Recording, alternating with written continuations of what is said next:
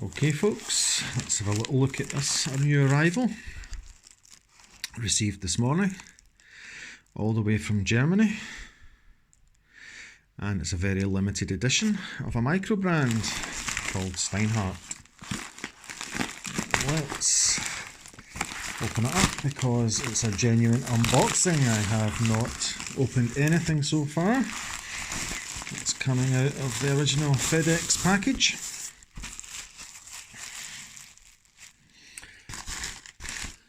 And about 3 years ago I bought a fantastic watch called the Steinhart Dual Time, which is one of my favourites.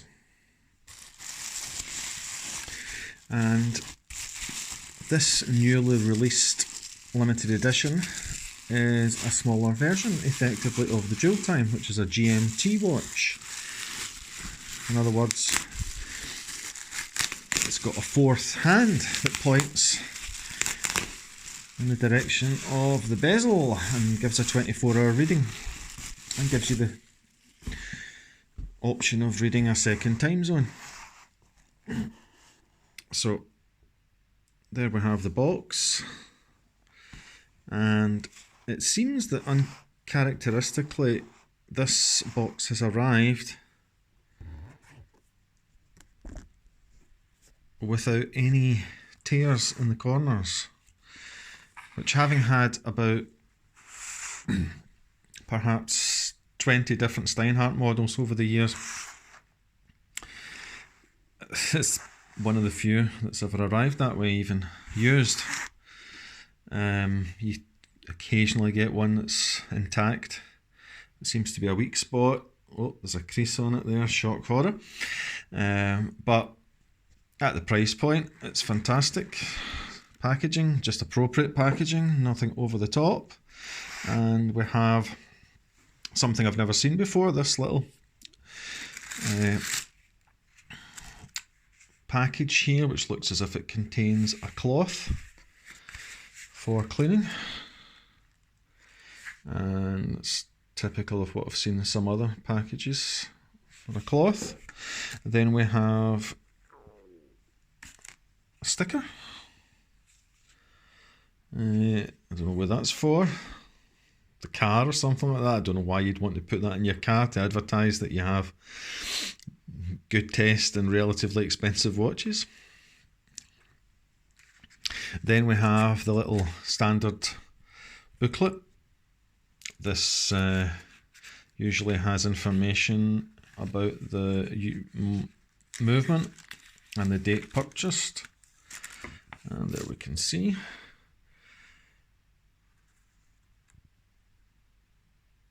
So we can see there it's got the ETA 2893, which is the go-to workhorse GMT movement. And it's stamped there with the dealer's name, Olko watches.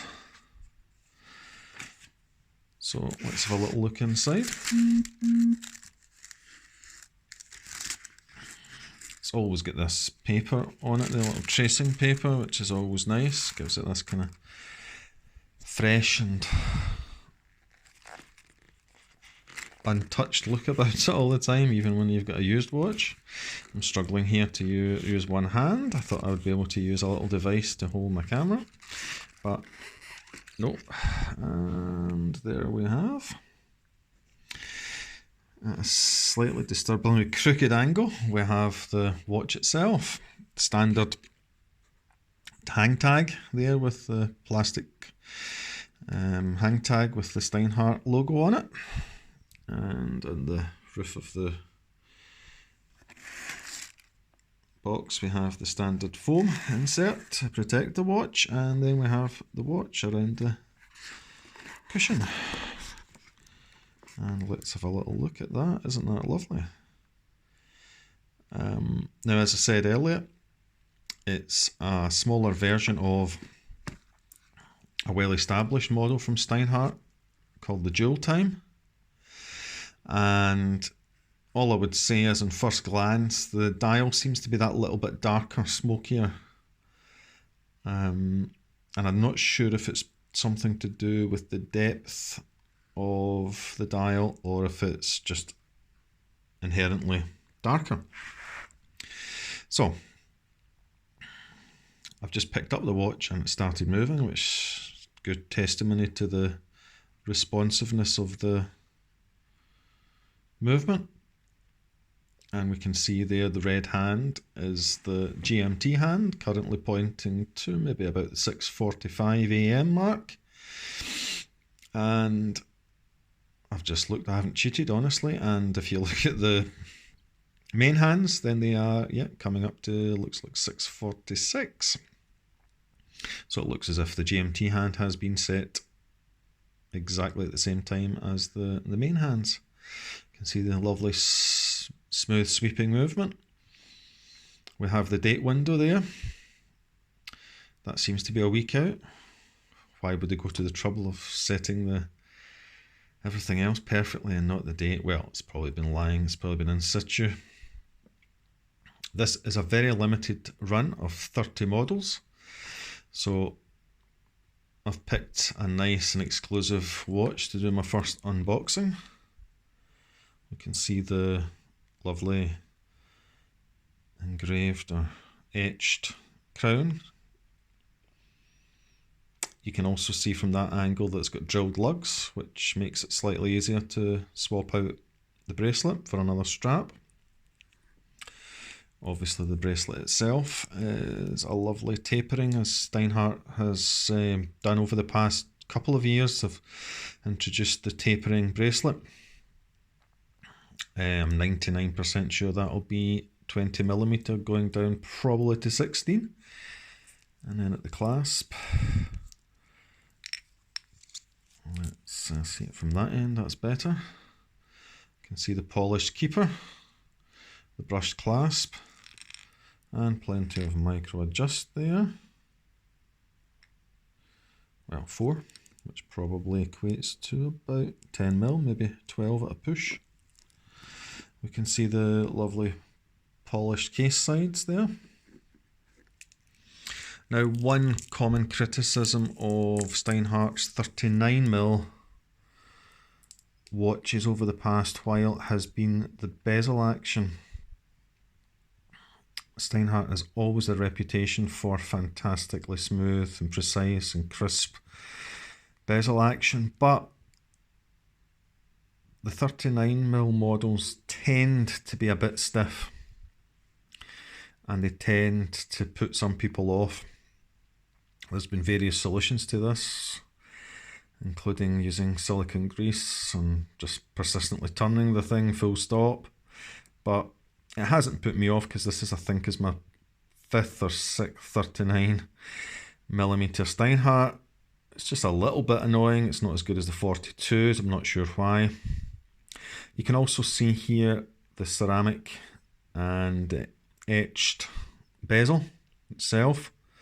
I'm not sure I can get close enough for you to see that's probably as good as it's going to get. You can see the etching depth of the bezel there. You can see how it goes very, very matte at that angle there, but very, very shiny when you come out to pull out like that angle. You can see the vintage loom effect as well, the kind of beige, which puts a lot of people off watches of this kind. It has never put me off remotely, but that's just a subjective preference like so many other things. What else am I noticing? As with the larger version, the 42mm version of the dual time, although this isn't called a dual time, this is called a GMT, but its pedigree is quite obvious. As with the larger version, we've got smaller loom plots. The loom plots on the hour tend to be smaller than a lot of the standard divers. In general, this is a homage to the Rolex Pan Am of the 1950s that was issued to the Pan American airline pilots. I think they were issued in very low thousands and are now typically worth somewhere like 80, 90, 100,000, something astronomical. Steinhart also brought out a limited edition run of more authentic Pan Am homage watches with the white dial last year. There was only a run of 50. This is a run of 30. All, as far as I'm aware, distributed through Olko watches. And this has been dispatched very, very promptly. It was only purchased. When was it purchased? Oh, about 5 days ago. And despite the world being in turmoil with COVID and lots of distributors and delivery people not working, it's managed to get to Bonnie, Scotland in rather quick time. So thanks very much to Olko Watches for that. The bracelet itself is very, very large there. I'll have to take about possibly at least 3 links out to fit my svelte wrists. So my first impressions are very, very positive. Very positive. My Jewel Time is a watch I love, but I'm aware that on my wrists it is rather large and unwieldy. So this is much more likely to get wrist time. Much more likely to get it, although I don't know if I'd be willing to sell my Jewel Time because it's been with me now for 4 years and I do have a lot of sentimental attachment. It's been on with me on holidays, like GMTs I suppose should be used for travelling and different time zones.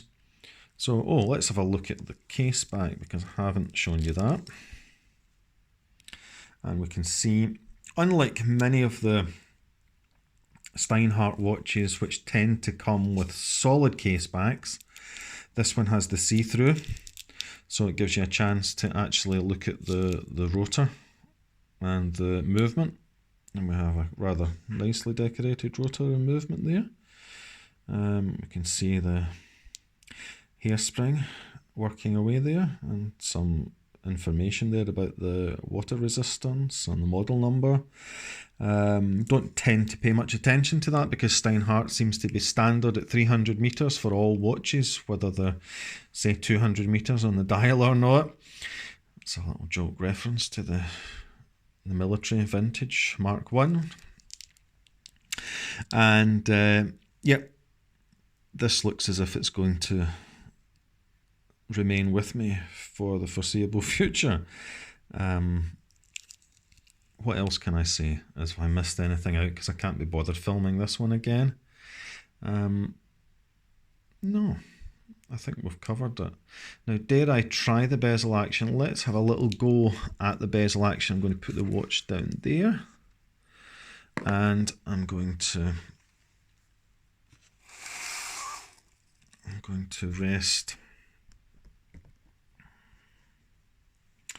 Right, that's me rested the camera in situ. So let's have a little go at the bezel because I'm curious whether it will be a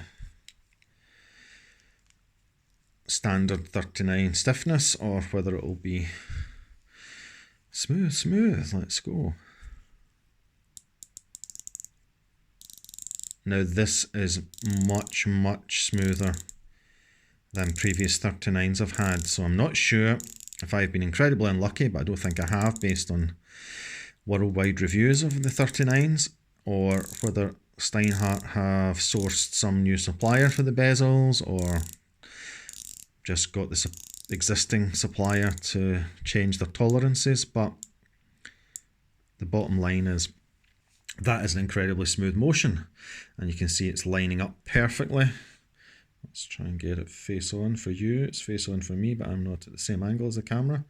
But you can see there that yes, the 6 and the 12 line up and the triangle lines up with the triangle. And believe it or not, on some far more expensive watches, this doesn't happen. So hopefully you'll enjoy this review. It's not really a review, it's just an unboxing with some basic information. And there you go. Thank you for listening. Bye-bye.